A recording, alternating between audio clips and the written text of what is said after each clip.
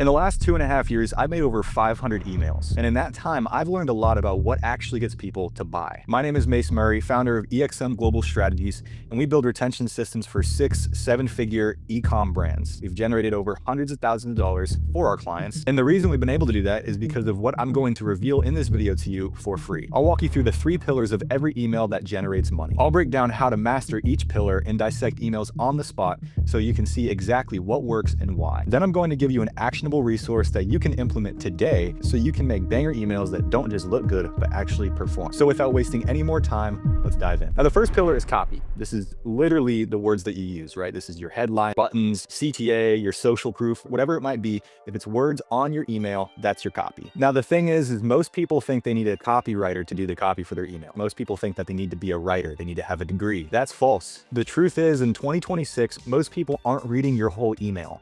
They're skimming through them. Your copy that you put on the email is the difference between a customer scanning through the whole thing and eventually buying, or just closing the app completely or moving on to the next email because it's too overwhelming for the customer. So again, to reiterate, the goal of your copy is to make it so the customer or the viewer, the only natural thing for them to do is to click that buy now button or whatever the goal of your email is. So with the example on the screen, I'm going to go through it with you guys right now and show you some of the core things that HIMS is doing correctly to make high converting emails that actually work. All right, so in terms of copy, right, we got the headline. Now, a couple things that they're doing right here. This email is speaking to people that want to lose weight, which first of all, this is in January, which is great because new year, new me. Also, this email is very on theme with the colors. At the same time, these colors stand out to the viewer. And going back to that 2026, new year, new me, right? The first thing below the headline is resolutions, right? Everyone's making their New Year's resolution. This is a brand, this is a company that's speaking right to the customer. They're speaking right to their ICP. This is exactly what you want to do with your brand. Notice how with the copy, they're not doing full sentences like, have you made your New Year resolutions yet? It's not full sentences. It's short to the point because again, nowadays in 2026, people aren't reading full emails. They're skimming through them. So a customer can skim through this email and see, all right, I do have my New Year's resolution. I do want to not be fat anymore. So let me keep reading this. So right in this first little bit of the email, we have the goal of the email, hit your weight loss goals in 2026. Now it's giving a couple of examples of what the customer might already be thinking with them having to lose weight. Like, how do they lose weight? The customer is already thinking this in their brain. And then when this email comes across them in their inbox, boom, HIMS is speaking directly to this customer with something that the customer was already thinking. That's what this entire part is right here. This catches their attention. It's bold, it's colorful, not too colorful and annoying to where it looks salesy, but it's just speaking to them. And then we have this part here, again, just speaking to the customer with more things that they're already thinking. And then this is the offer. It's simple, it's sustainable. It's $199 a month with a 6-month plan paid upfront in full. And it even says up here in this little button, it's telling the customer how they're gonna do it. Is it gonna be pills? Is it gonna be a plan where they're running on the treadmill? It's gonna be injections, which today, a lot of people are doing that. So again, HIMS, keeping up with the time with the product, and speaking to the customer with the email. Now, this copy right down here is the social proof. This is what we just talked about. Anybody that's this catches their attention, they're like, all right, this is good.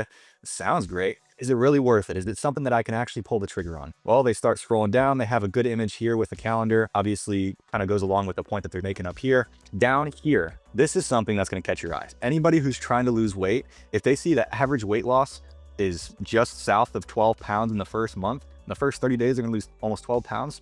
Count me in. And the thing is if you notice with this copy, it doesn't look like somebody threw up on the page, right? I mean, it's all simple, easy for the customer to read. It's not overbearing. It's telling all the right things that the customer wants to hear, but it's also doing it in a way that if they want to learn more about how you lose almost 12 pounds in the first month, you have to click.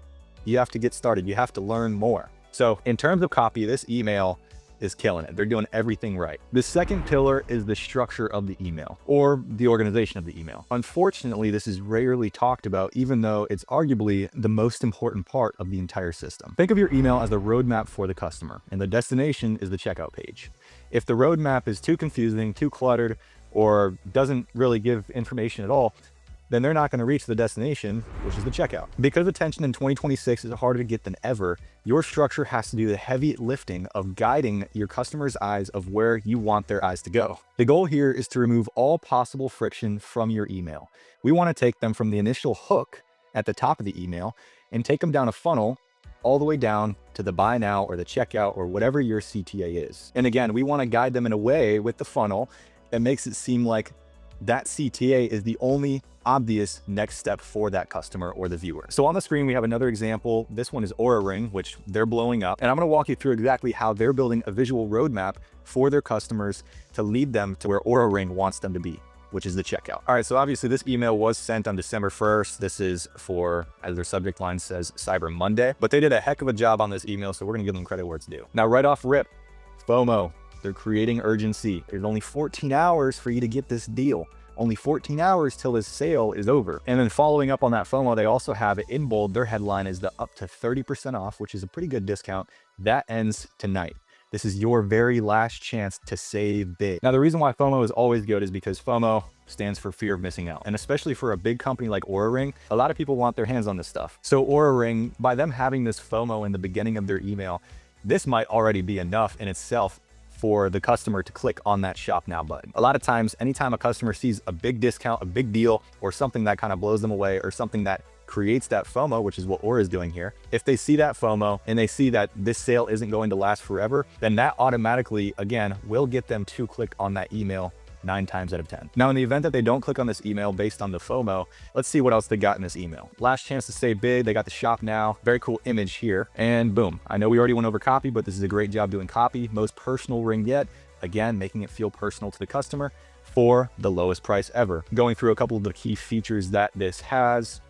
They have another CTA, which is good. Now, this is also important. It's important that in every section of your email, you have a CTA, right? You don't want to make it so if, for example, the customer is intrigued on this portion of the email and Oura didn't have this shop the sale button, you never want to make it so the customer has to scroll down for this button, or you never want to make it so they have to scroll up for this button. That's too much friction, right? And we want to eliminate that. So what Oura is doing here is they're adding a CTA button in each section of the email. To go along with that point, what we can do here is put it into mobile version, which is really where majority of your shoppers, depending on your brand, most e-com brands, majority of your shoppers is going to come from mobile, right? You're going to have like a 80% split, 20% split, 80 from mobile, like maybe 20% from desktop. That's being generous, right? So it's very important that you have it optimized for the mobile. What we have here is going back up to this part. This is above the fold. So as soon as the customer clicks on the email in their inbox, this is the first thing that they see. If this offer here was too low, or the CTA was too low, again, too much friction. You don't want to make them scroll down to see this offer. You don't want to make them scroll down to see this button. Now down here, they have another image, right? This is a couple of things that eliminates that buyer remorse, that eliminates some of the questions that the customer already has in their head. A customer is never going to buy something without getting their questions answered. So what Oura is doing here is answering some of the most common questions. A size guide, they're probably going to have that. They tell you the size before you buy. They have shipping information, 2-day shipping. That's something that's a very big touch point for a customer. We have 30-day returns. If it doesn't work out, you can return anytime. 1-year warranty. If it breaks because it's technology within the first year, you get a warranty. A charger specific to your size, specific to your ring. Again, making it personal to the customer. All of these things matter. Everything in this email that they have matters. And the important thing that they're doing is it's not too much, right? It's not too much copy. And again, going back to the structure of the email, they have another CTA in this section. And if they're on desktop, they're in this section, they have that CTA. So Oura is doing a great job with their structure, top to bottom. They're leading them down a funnel, right? So if Oura doesn't catch the customer or the viewer with the FOMO, the viewer is going to scroll down because it is going to catch some interest. The viewer is going to scroll down and they're going to see some more of the unique selling points of this ring, the USPs, the UVPs, right? Now, some of the UVPs that other rings don't offer, other products don't offer, right here. Now, if that's not enough, they have some FAQs, frequently asked questions. They have answers to those. So Oura is doing an amazing job creating a funnel for the customer. All 3 of these things are the most impactful things that lead a customer to buy. If you don't have these in your email, if this isn't your structured email, it's not really a question as to why your customers aren't buying or they're not getting that push that they need. Now, if you don't do this exact email, there's still a chance that your customers are going to click on your email, go to your store, whatever. But this is the highest chance that you have to get a customer to your site. Look, I know that for a lot of brand owners, getting these technical pieces to work is a DIY nightmare. You're trying to juggle Klaviyo, you're trying to juggle review apps, and all the other things that are important in your business. And that leads you to feel like you're leaving money on the table because your system isn't quite there. So if you're at the stage where you want to stop being a builder and start being an owner, you can find a link in the description to chat with my team. All right, so the third pillar is design, right? And this is simply how the email feels and looks as the customer or the viewer scrolls through it. When your design is fun, immersive, and it speaks to your brand message, people actually enjoy being on your list. They'll stay subscribed longer, they'll begin to trust you more and more, and eventually they'll buy from you. Now, in simple terms, design focuses on three main things. The first main thing is colors and icons. We're using colors that make the buy buttons pop, and we're using icons that make the email easy to scan for busy people. The second important thing is the branding. We want to make it so the email feels like an extension of your website. That way, the viewer or the customer doesn't feel like they're dealing with a stranger. And the third main point of design goes hand in hand with structure, but it's the visual roadmap that leads your customer to the CTA. And like we said in the structure pillar, the main part of this third point, the roadmap, is to guide your customer's eyes exactly where you want them to be. But here's the thing that most brand owners overlook with the design. Your design depends heavily on what your deliverability looks like. So I'm going to show you two examples of design, one for if your deliverability is in good standing, and one for if your deliverability sucks and needs attention. Because in email marketing specifically, deliverability is by far the most important thing. If people aren't seeing your emails, then your emails aren't gonna work. So on the screen right now, I have an example of an email design if your deliverability is good. And then after I show you this example, I'll show you another example from the same company that you can use if your deliverability is terrible. Because at the end of the day, if your deliverability does suck, then obviously you wanna get that up for your brand. And so the second example that I show you from Bridge is gonna be exactly how you get that deliverability up over time. So the first example that we have is a email design from Ridge when they were doing the Pac-Man collaboration. And I know this email was sent in September, but it's a heck of a design, so we're gonna use it. All right, so right off the rip, this is something that's already gonna catch their eyes. This is something that's already a unique selling point because it's Pac-Man. There's not many wallet companies that are collabing with Pac-Man. So this is already something that Ridge is doing that's different from all the other wallet companies out there. That's what's going to pique the customer's interest and allow them to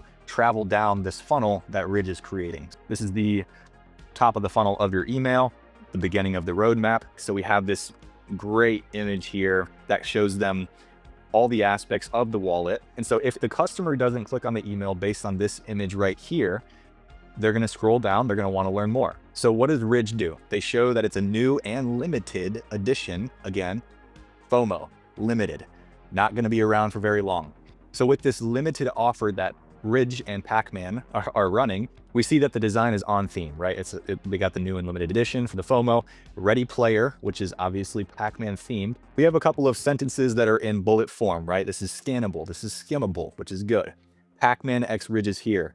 We have 4 ghosts and 1 legend, which is Pac-Man. And then obviously showing some of that UVP that Ridge wallet does, which is really their main tagline for their company, a wallet built to last a lifetime. And once they're gone, going back to that FOMO, that's game over, which brand messaging on theme with Pac-Man, also doing the FOMO. Heck of a job by Ridge and Pac-Man here. And again, we have a CTA that's bolded, right? There's a highlighted border around it. It's one player start on theme, but also catches the viewer's attention. And if we scroll down, we have a little box here that kind of looks like a Game Boy, right? We have a off and on button. We have the volume. We have, another headline, the same CTA, which again, very important with your roadmap, which we went over in structure. Very important with your roadmap that you have a CTA in each section of your email. So you're doing a good job here.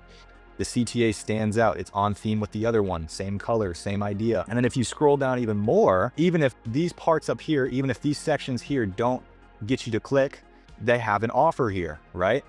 Win a supercar or $100,000. That right there. Now, obviously, Ridge is a big company, so they can promote something that's pretty spectacular. And even though Ridge is a big company, you can still use the same concept for your brand, right? Give an offer. It could be a sweepstakes, or it could be a discount, or it could be some other special offer that you come up with. But that's what they're doing here. And so right up here, you have these 2 CTAs, right? There's one that's basically just talking about the wallet, talking about the collaboration. You have another one here that's a bundle opportunity.